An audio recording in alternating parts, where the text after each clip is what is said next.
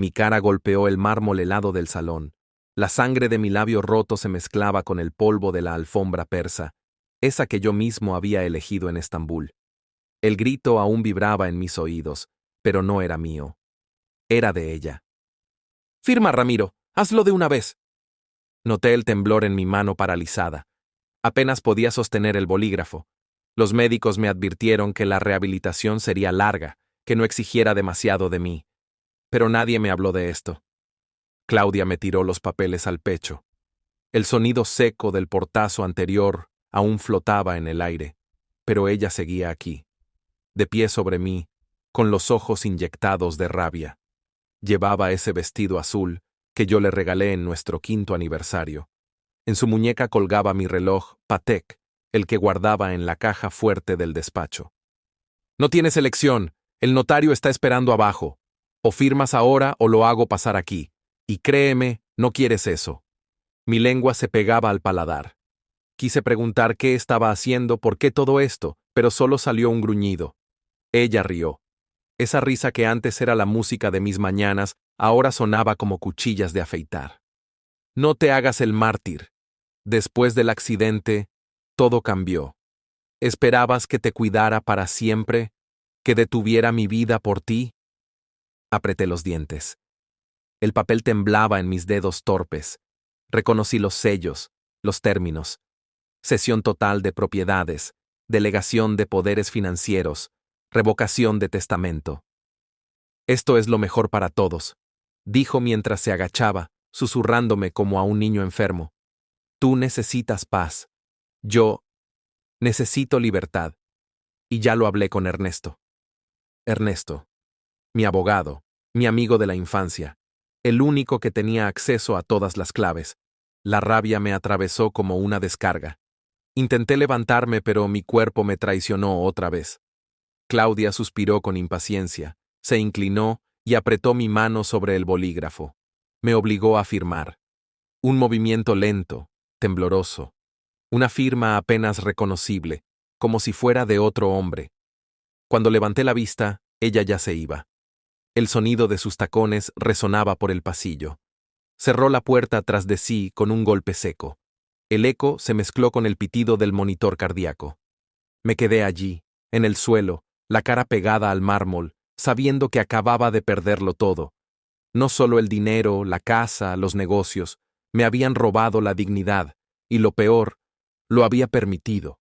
Pero no lloré, ni grité, solo memoricé cada segundo, cada gesto, cada palabra, porque algo dentro de mí, aún roto, seguía en pie. Y no se iba a quedar así. Las cortinas dejaron entrar la luz por primera vez en semanas. Me había obligado a abrirlas. No por esperanza, ni por belleza, por cálculo. Quería ver con claridad. La enfermera me ayudó a sentarme en la silla de ruedas. Sentí el peso de mi cuerpo muerto del lado izquierdo, pero el derecho obedecía. Suficiente. Con eso bastaba para empezar. Durante los meses que siguieron no pronuncié una palabra. Dejé que el mundo pensara que el accidente me había dejado mudo, que la traición me había borrado. Mejor así. Nadie sospecha de un fantasma. Claudia vendió la casa a través de un fideicomiso. Lo descubrí gracias a un viejo contacto en la notaría. Usó mi nombre, con un poder que ya no era mío. Transferencias, firmas digitales, movimientos fríos. Todo limpio, legal, impecable, pero también arrogante, porque me dejó rastros. Pequeños errores, un domicilio mal actualizado, un correo reenviado por descuido y, sobre todo, un gesto de vanidad. Mantuvo el piano. El Steinway que compré en Viena.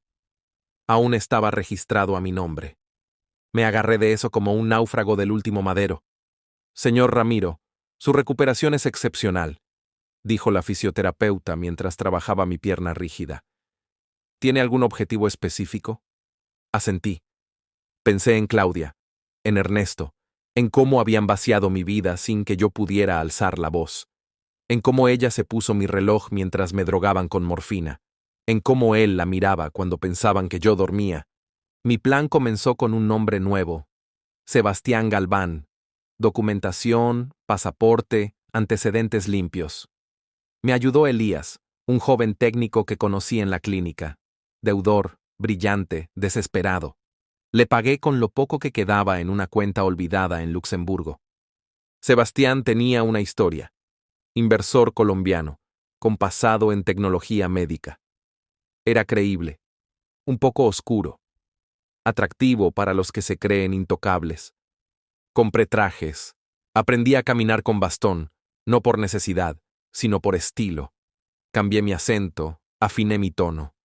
Cuando volví a ver mi rostro en el espejo, no era el de antes. Tenía pliegues nuevos, una sombra en la mirada que antes no estaba, y me gustaba. La primera vez que volví al mundo fue a una gala benéfica organizada por Claudia. Aparecí sin anunciarme, acompañado por una actriz que contraté por una noche. Alta, elegante, con un acento francés falso pero seductor. Todos los ojos se volvieron hacia nosotros. Claudia me miró. No me reconoció. Sebastián Galván, me presenté, estrechándole la mano. Un placer. Su sonrisa fue automática, política. Sus dedos temblaron apenas un instante. Bastó. Ernesto estaba a su lado.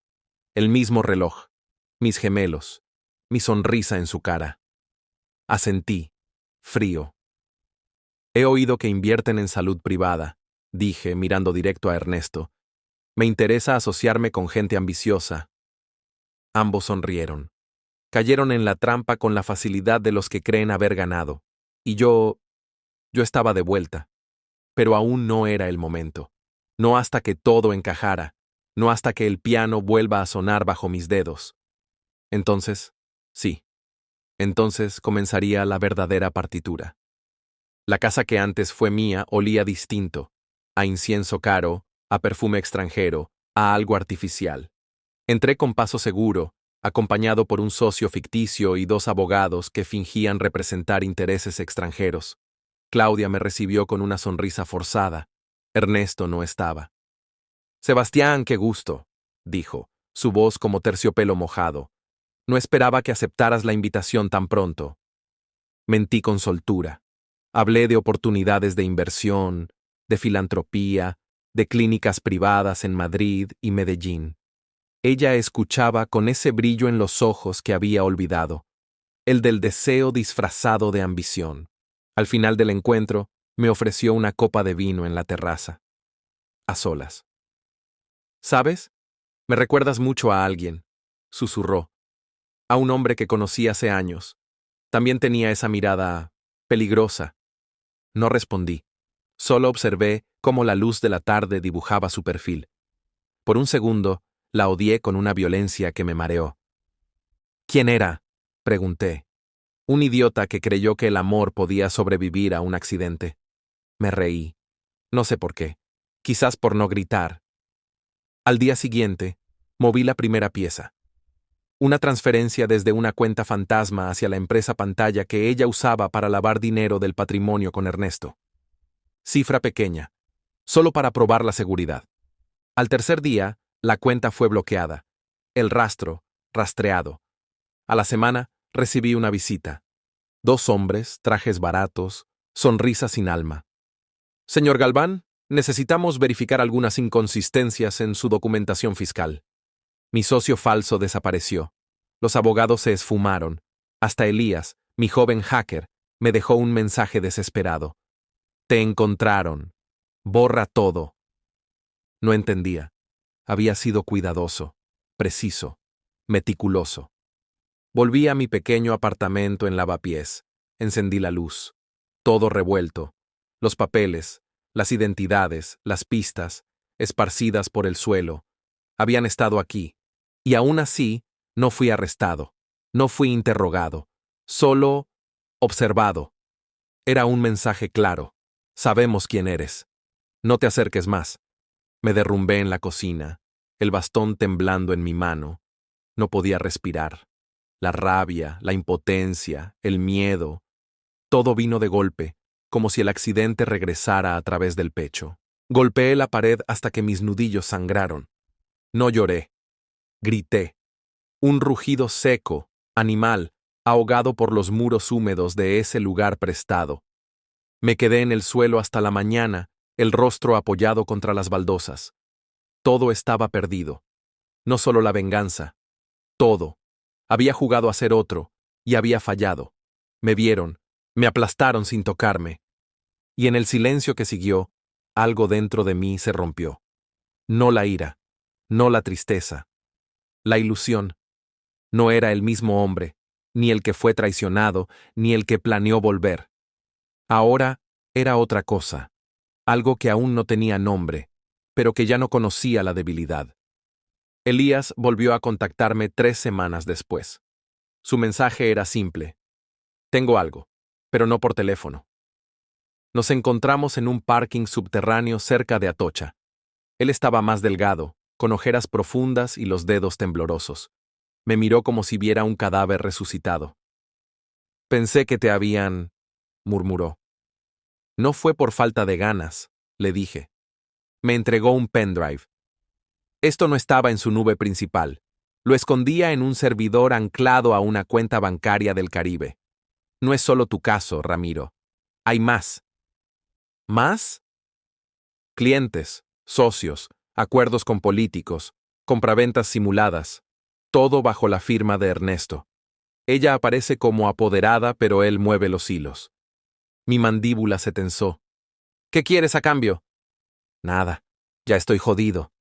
Pero si esto cae, quiero que caigan con ustedes. Me debes esa caída. Asentí. Por primera vez en meses no sentí rabia, solo dirección. Con los datos del pendrive, empecé desde cero. No por venganza, sino por precisión. Contraté a alguien que Claudia no podía ver venir. Lucía. Nos habíamos cruzado años atrás, cuando yo dirigía una de las filiales tecnológicas. Abogada penalista, despedida por enfrentarse a un director corrupto. Tenía el cerebro de un ajedrecista y la paciencia de un verdugo. La encontré en un coworking del centro, rodeada de carpetas y café frío. Necesito que alguien desaparezca legalmente, le dije. Pero antes, que pierda todo. Lucía me observó largo rato. No preguntó por qué. Solo dijo, empieza por la propiedad intelectual. No pueden vender lo que no les pertenece. Ella rastreó cada movimiento de Claudia y Ernesto. Habían usado mis patentes médicas, las licencias que desarrollé antes del accidente, para crear una empresa gemela en Andorra. Con ese núcleo, lavaban millones. Pero sin esas licencias, toda la estructura se desmoronaba. Interpusimos demandas a través de una consultora en Panamá, fingiendo ser una corporación de Singapur. Las notificaciones llegaron en sobres blancos, sin remitente, con sellos oficiales que solo los abogados entienden del todo. Para entonces, yo ya no era Ramiro ni Sebastián. Era una sombra que firmaba desde la distancia, que movía piezas sin rostro. Una tarde, Lucía me miró y dijo, ¿y si no ganamos? Entonces, nos aseguramos de que nadie lo haga. Supe que ella también había perdido algo. No pregunté qué. Volví a escuchar música. No por nostalgia, sino por estructura. Bach, especialmente. Fugaz, preciso, como debía ser nuestro plan. No necesitábamos escándalo, solo una fisura. Algo que hiciera tambalear su equilibrio perfecto. Y esa fisura ya estaba en marcha. El fiscal de delitos económicos recibió una denuncia anónima. La firmé con una huella falsa, en un sobre dejado en su coche. Y entonces esperamos, fríos, implacables, porque la caída de los que creen haber ganado siempre empieza en silencio. La cita fue en el Hotel Palace, Salón Velázquez. Evento privado, asistencia restringida. Presentación de nuevos inversores en biotecnología. Un teatro perfecto. Lucía consiguió las credenciales. Llegamos por separado. Ella de rojo sangre. Yo en gris grafito.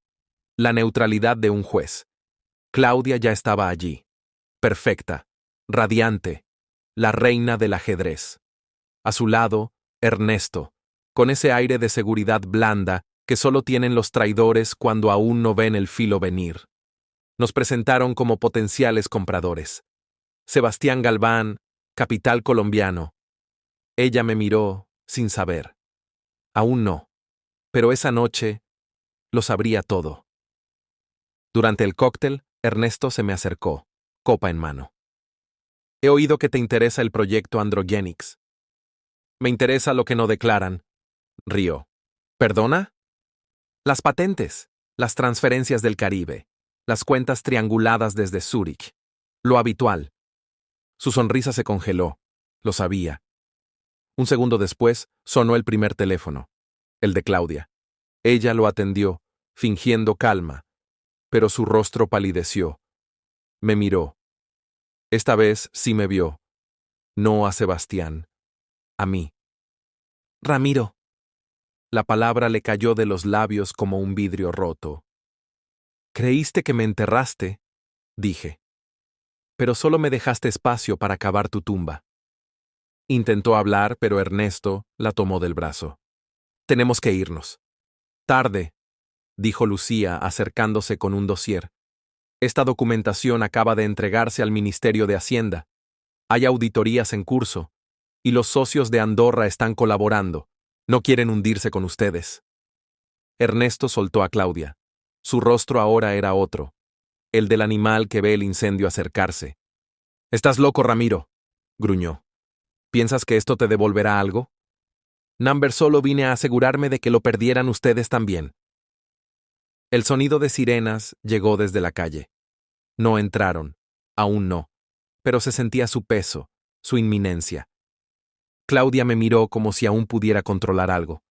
«No me vas a destruir. No tú. Ya lo hiciste tú sola». Y entonces ocurrió.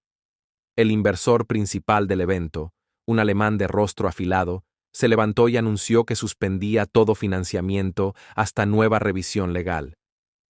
El salón quedó en silencio. Claudia bajó los ojos. Ernesto buscó una salida. Ninguno la encontró. Lucía me rozó el brazo y murmuró: «Nos vamos». Asentí. Dejamos atrás la sala en calma forzada, los murmullos que comenzaban a levantarse como avisperos, las sombras de lo que una vez fui, lo que una vez fuimos. Afuera, la noche madrileña nos recibió con una brisa suave. Nada había terminado. Pero el eje ya había girado. Ella no me siguió. Nadie gritó. No hubo violencia. Solo un silencio denso, como después del disparo que no necesitas oír para saber que mató. Y en ese vacío, todo cambió. El piano volvió a casa una semana después. Lucía lo hizo traer desde el almacén judicial, donde había estado guardado como pieza de valor litigioso. Nadie lo reclamó. Nadie se atrevió. Lo colocaron en el centro del salón, exactamente donde estuvo antes. Las cortinas eran nuevas, la luz distinta, pero el silencio, el mismo. Me senté. Acaricié las teclas como si fueran cicatrices. Un solo acorde.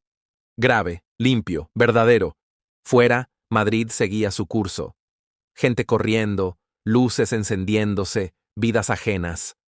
Aquí dentro, solo yo y el eco de algo que no volverá. No necesitaba más. Presioné la siguiente nota.